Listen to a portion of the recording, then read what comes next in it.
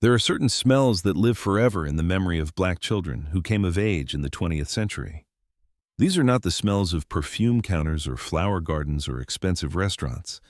These are the smells of home, of kitchen, of Saturday mornings when the whole house was transformed into a beauty salon, and the most important work in the world was being done at the stove. The smell of blue magic hair grease warming in small hands. The smell of bergamot oil, sweet and medicinal, rising from open jars. The smell of singed hair, that particular burning that meant the hot comb had done its work.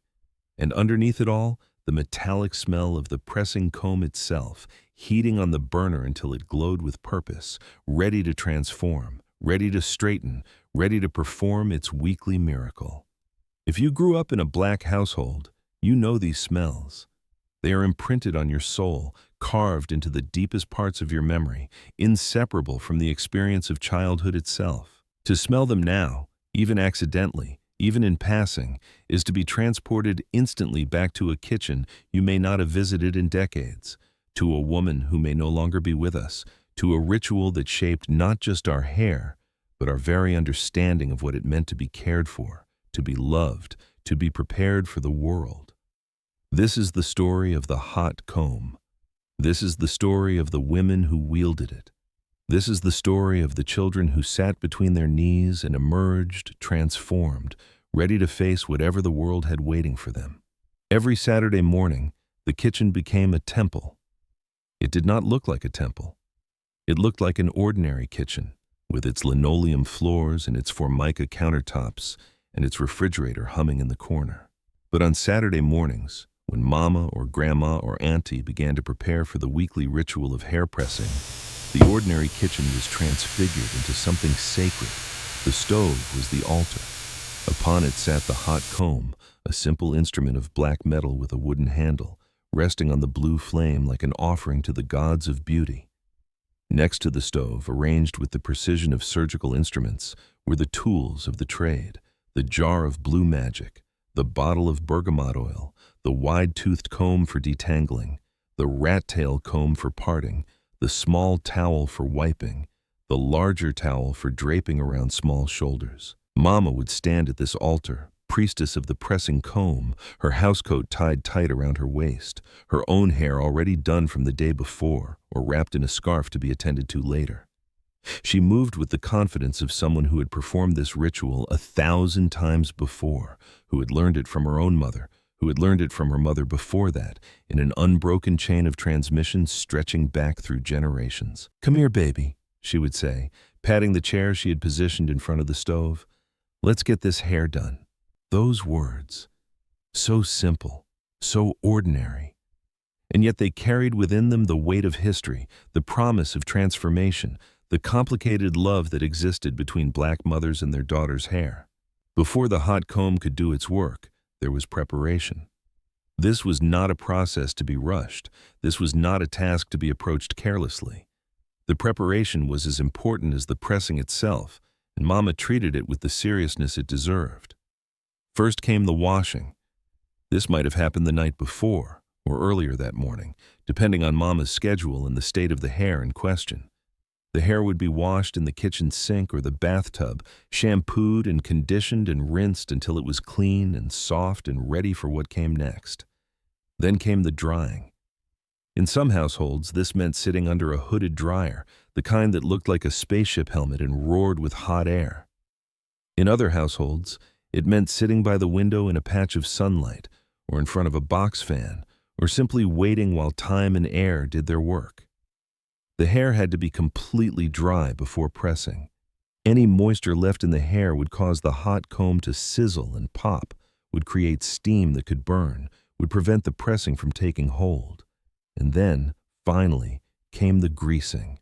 This was an art form in itself. Mama would scoop a small amount of blue magic from the jar, rub it between her palms to warm it, and then work it through the hair section by section.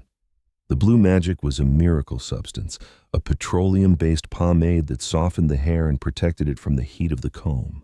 Its smell was distinctive and unforgettable, a combination of mineral oil and fragrance that announced to the world that serious hair work was being done. Some women preferred other products. There was DAX with its red and white container, favored by those who wanted a stronger hold. There was Ultra Sheen, which came in a green jar and promised extra conditioning. There was Royal Crown, which had been around since the 1930s and carried with it a sense of tradition and history. But Blue Magic was the standard, the baseline, the product against which all others were measured. Once the hair was greased and sectioned and ready, Mama would turn to the stove. She would pick up the hot comb, examine it closely, test its temperature by bringing it close to her cheek or by pressing it against a piece of brown paper bag. If the paper scorched, the comb was too hot and needed to cool. If nothing happened, the comb needed more time on the flame. The perfect temperature was somewhere in between, hot enough to straighten, but not so hot as to burn. "All right," Mama would say, satisfied with her assessment. "Hold still now." There was a particular position that every black child who has ever had their hair pressed knows intimately. It was the position of sitting on the floor or on a low stool, nestled between Mama's knees as she sat in a chair behind you. It was a position of vulnerability and trust, of submission and love. In this position, you could not see what was happening to your hair. You could only feel it. You could feel Mama's knees pressing against your shoulders, holding you in place. You could feel her fingers moving through your hair, sectioning and parting and preparing. You could feel the heat radiating from the comb as it approached your scalp, that warning warmth that told you transformation was about to begin. And you could hear. You could hear the soft sizzle of the comb moving through greased hair. You could hear Mama's breathing, steady and focused. You could hear the occasional instruction, "Tilt your head down. Hold still. Don't move." The first stroke of the hot comb through your hair was always a revelation. The comb would enter the kinky, coiled, natural texture of your hair and emerge on the other side with strands that were straight and smooth and shining. It was like magic, like alchemy, like a miracle performed right there in the kitchen. But it was also terrifying, because the hot comb was, after all, hot, and the scalp was, after all, sensitive, and the ears were, after all, in very close proximity to the hairline. The possibility of being burned was not a theoretical concern.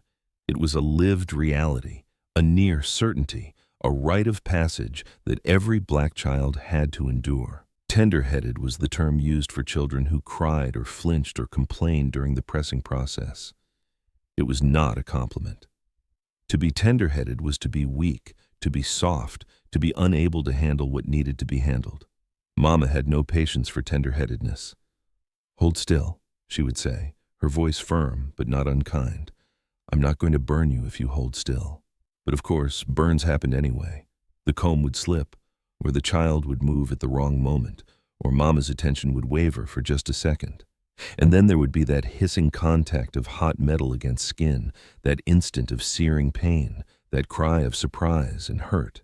"I told you to hold still," Mama would say, and there was no sympathy in her voice, only the pragmatic acknowledgement that this was part of the process, that pain was sometimes the price of beauty, that you needed to learn to endure. If there was one part of the body that lived in particular fear of the hot comb, it was the ears, those delicate appendages that stuck out from the sides of the head right where the hairline ended. The ears, which had no protection against a pressing comb that ventured too close. The ears which bore the scars of countless pressing sessions gone slightly wrong. Mama had a technique for dealing with the ears.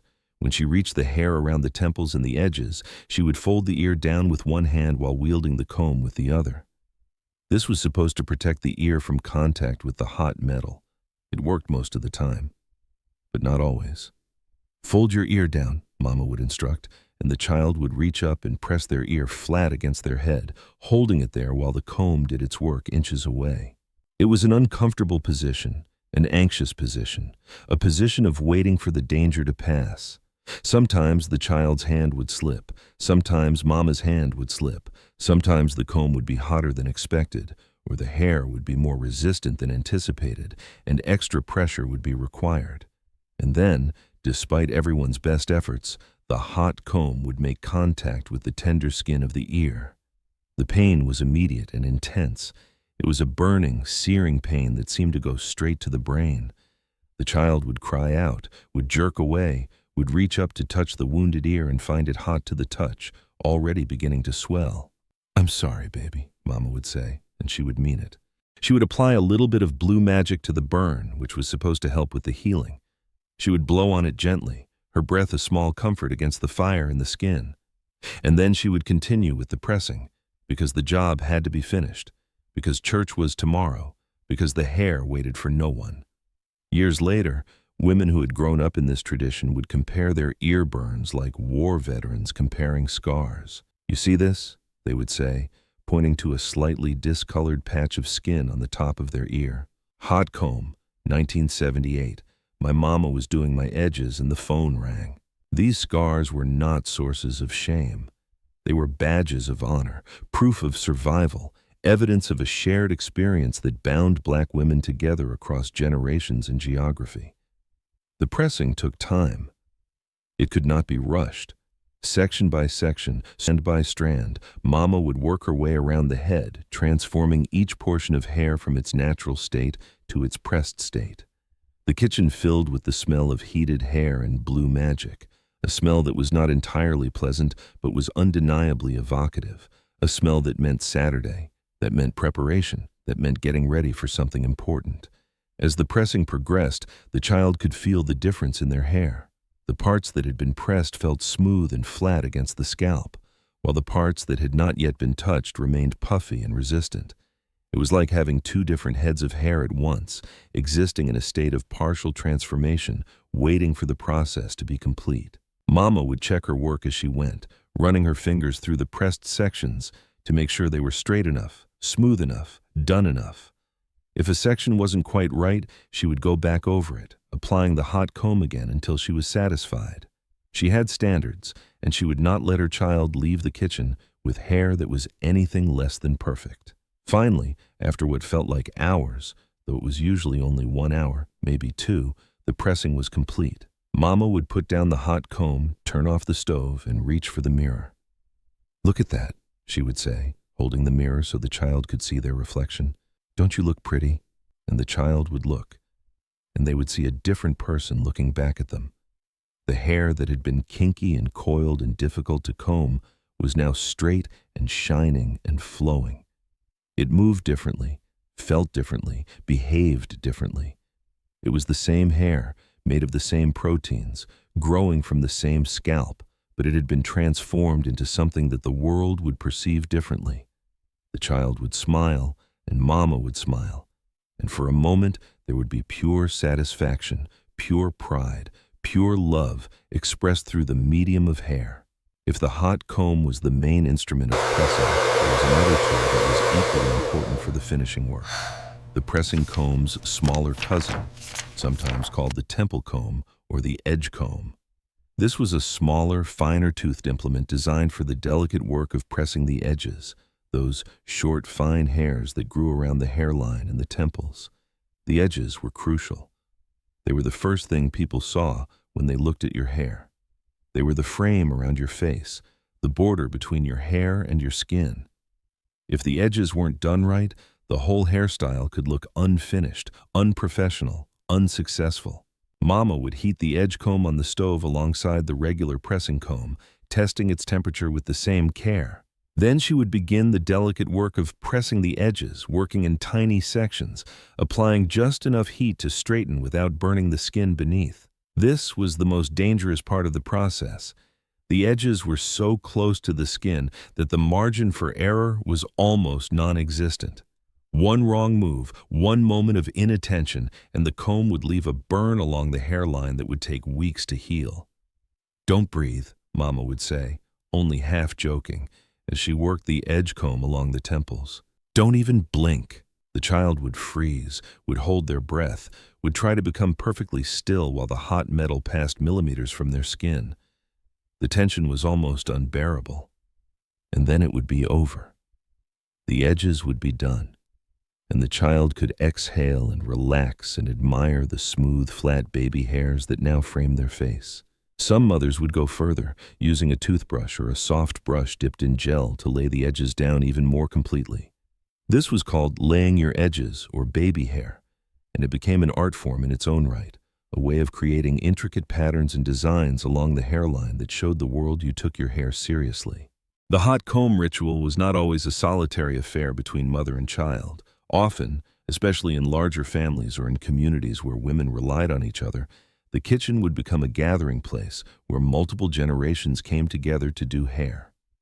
Picture it: a Saturday afternoon in a small apartment in the projects.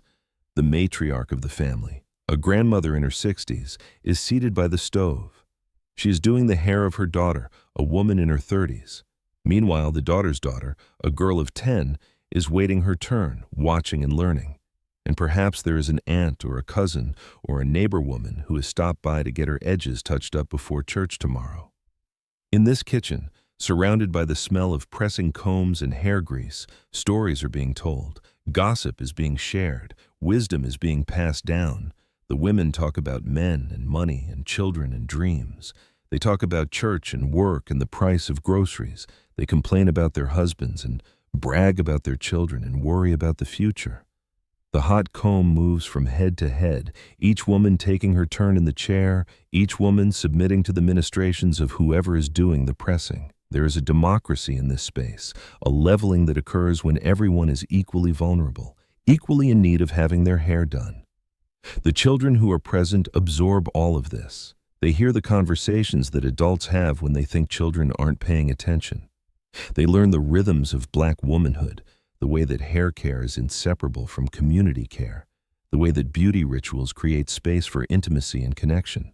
These kitchen sessions were classrooms without desks, churches without pews, therapy sessions without couches. They were the places where Black women processed their lives, supported each other, and prepared themselves and their daughters for the world outside. There was an enemy that loomed over every pressing session, a force of nature that threatened to undo all of Mama's careful work. Humidity. Pressed hair and humidity were mortal enemies. The moisture in the air would penetrate the straightened strands and cause them to revert to their natural state. This process was called going back, and it was the nightmare of every Black woman who had spent hours getting her hair pressed. "Don't you sweat," Mama would warn after finishing a pressing session. "And don't get your hair wet." These instructions were easier to give than to follow. Okay, hold still. How is a now. child supposed to avoid We're sweating almost during a done with hot this summer part. day? How is anyone supposed to stay completely dry when surprise rainstorms were a regular occurrence? How are you supposed to have fun, to run and play and be a child when your hair was in a constant state of jeopardy? The anxiety of having pressed hair was real and pervasive. At pool parties, Black girls with pressed hair would sit on the edge while their white friends splashed and played in the water. At outdoor events, they would watch the sky with nervous eyes, ready to flee at the first sign of rain. In humid climates, they would avoid any unnecessary exertion, knowing that even a light sweat could undo hours of work. This anxiety was not vanity. It was practical. A pressed head of hair was an investment of time and labor. To let it go back after only a day or two felt like a waste, a failure, a betrayal of Mama's efforts. And so, Black children learned to navigate the world carefully, to make calculations about weather and activity that their white peers never had to consider. They learned that their hair required protection, required planning, required constant vigilance. They learned, in other words, that being Black in America meant having to think about things that other people took for granted. There was a part of the head that required special attention during the pressing process, the back, where the hairline met the neck.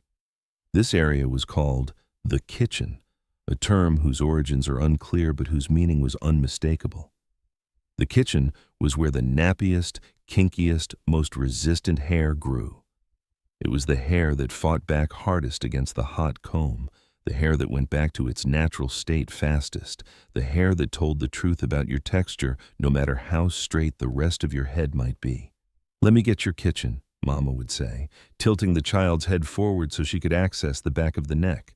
The child would bend their head down, chin to chest, exposing the kitchen to the hot comb's transformative power. The kitchen was notoriously difficult to press. The hair there was often shorter and coarser than the rest of the head, and it grew in multiple directions, resisting any attempt to impose order. Mama would have to go over it multiple times, working the comb through again and again until the kitchen submitted and lay flat. There was something almost metaphorical about the kitchen. It was the hidden part, the part that was hardest to see and hardest to control. It was the part that revealed your true nature, the part that couldn't be faked or hidden. You could have the rest of your hair looking perfect, but if your kitchen was nappy, they would know that you were not naturally straight-haired, that your smoothness was achieved through effort and heat, that underneath the pressed surface there was a different texture waiting to emerge. For some women, this knowledge was a source of shame.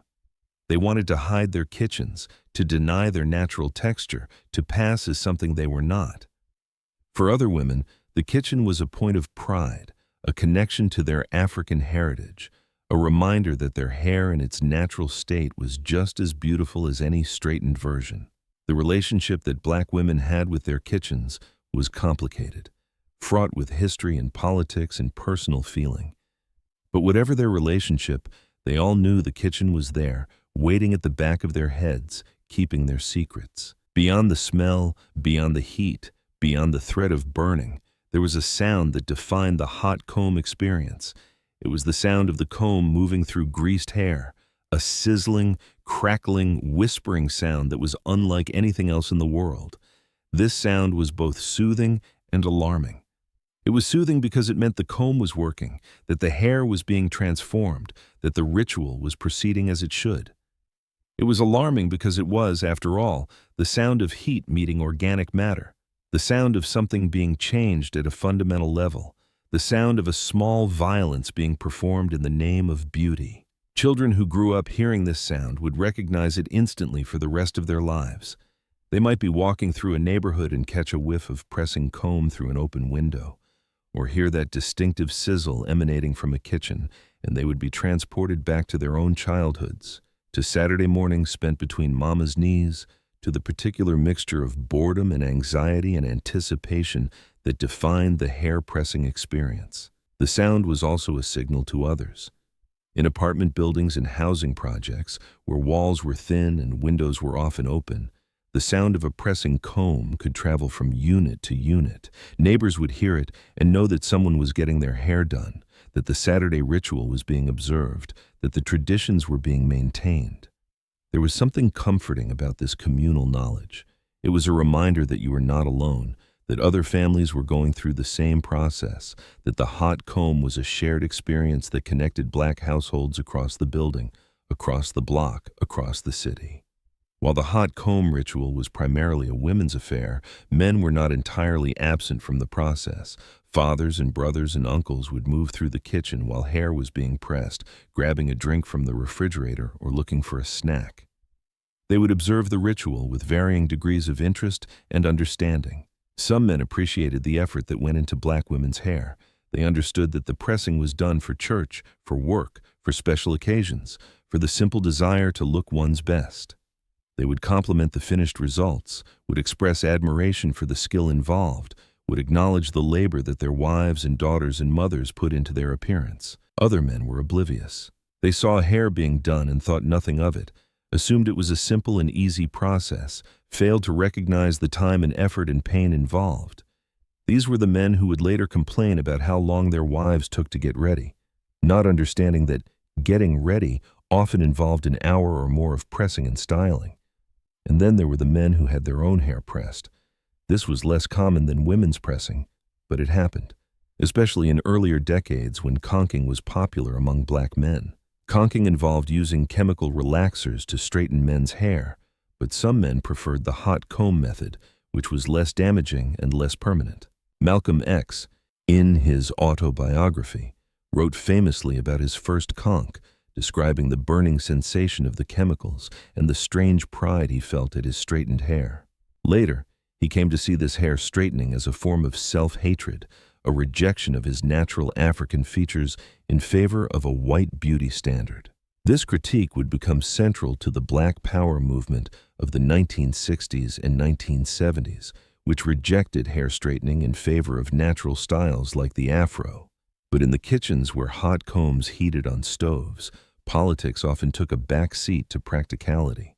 Women pressed their hair because it was what they knew, because it was what their mothers had done, because it made their lives easier in a world that often judged black women harshly for their appearance. The political implications of hair straightening were real, but so were the immediate practical concerns of looking presentable for church, for work, for life.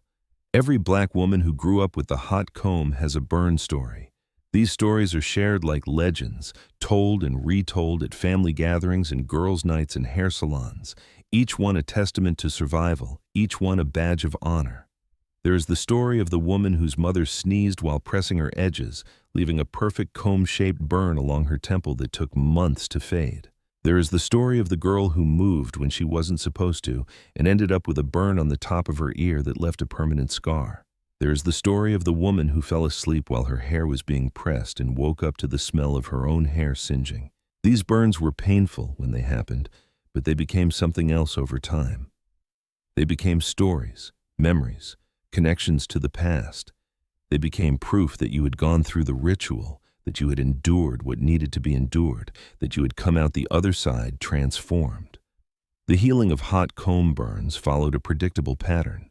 First, there was the immediate pain, the shock of hot metal against skin. Then there was the redness and swelling, the tender area that couldn't be touched without wincing.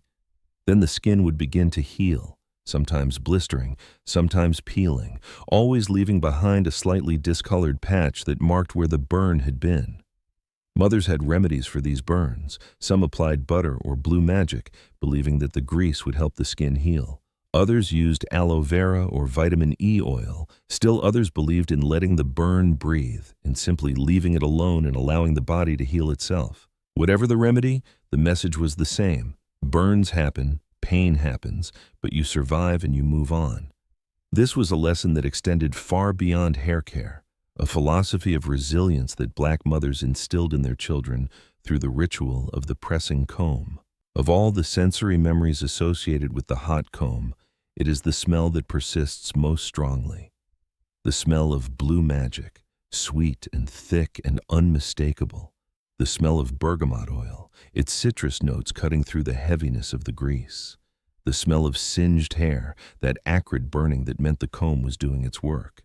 And underneath it all, the smell of the metal comb itself, heating on the stove. This smell was not subtle. It filled the kitchen and spread through the house and sometimes drifted out into the street. Neighbors walking by would smell it and know what was happening inside. It was a public announcement of private ritual, a broadcast signal of black domesticity. For many people, this smell triggers what psychologists call involuntary autobiographical memories. One whiff of blue magic, and suddenly you are 5 years old again, sitting between your mother's knees, watching cartoons while she presses your hair for church. One whiff of singed hair, and you are back in your grandmother's kitchen, surrounded by aunts and cousins, listening to gossip and laughter while the hot comb passes from head to head. These sense memories are powerful because they bypass the rational mind. They access the emotional core directly, bringing back not just images and sounds, but feelings, the whole complex emotional landscape of childhood. The smell of the pressing comb can bring tears to the eyes of grown women, can transport them back to a time when they were loved and cared for and prepared for the world.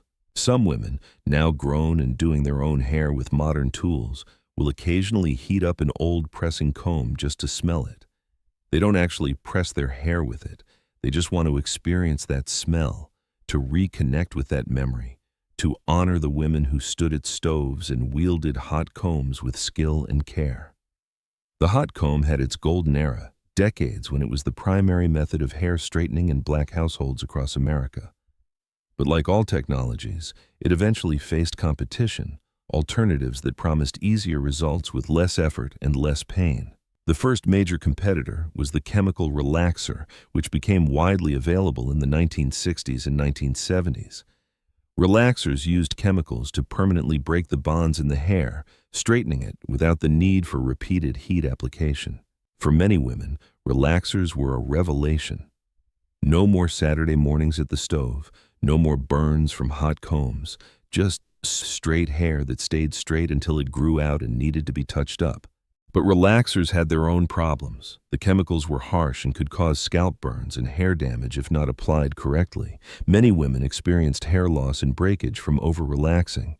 And there was a growing awareness that the chemicals in relaxers might have long-term health effects, concerns that have been borne out by recent studies linking relaxer use to various health issues. The second major shift came with the natural hair movement, which gained momentum in the 2000s and 2010s.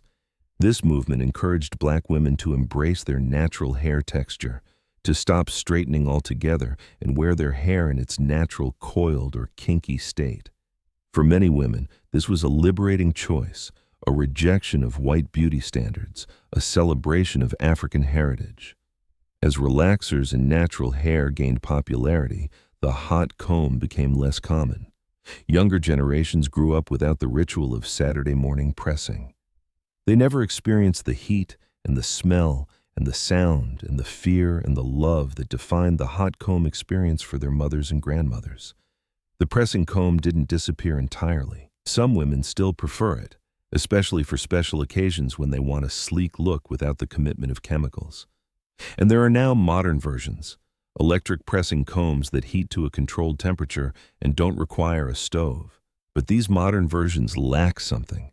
They lack the history, they lack the ritual, they lack the connection to generations of Black women who stood at stoves and transformed their daughters' hair with skill and love. The hot comb was more than a hair tool. It was a technology of survival, a method of navigating a world that often judged Black women harshly for their appearance. It was a ritual of love, a way for mothers to care for their daughters and prepare them for the challenges they would face. It was a classroom, a church, a therapy session, a space where women gathered and talked and supported each other. The women who wielded the hot comb were not just doing hair. They were teaching their daughters how to endure pain, how to sit still, how to be patient. They were passing on skills that had been passed to them by their own mothers. They were creating memories that would last a lifetime, memories that would be triggered by a smell or a sound or a touch years and decades later. The children who sat between their mother's knees were not just getting their hair done. They were learning about love, about sacrifice, about the things we do for the people we care about. They were learning that beauty has a price, that transformation requires effort, that nothing worth having comes easy. They were being prepared, in ways they couldn't understand at the time, for the world waiting outside the kitchen door. Today, as the hot comb fades from common use, it is important to remember what it represented. It represented resilience. It represented creativity. It represented the ability of Black women to create beauty and community and tradition out of the most basic tools and ingredients. It represented love, expressed through the medium of hair care, passed down through generations. The kitchens where pressing combs heated on stoves were sacred spaces. The women who stood at those stoves were priestesses of a domestic religion. The children who emerged from those kitchens, hair pressed and shining, were initiates into a tradition that stretched back through history and forward into the future. The hot comb may be fading, but its legacy remains. It remains in the memories of everyone who ever sat in that chair and felt that heat and smelled that smell. It remains in the stories that are told at family gatherings, in the scars that mark ears and temples, in the skills that were passed from mother to daughter to granddaughter.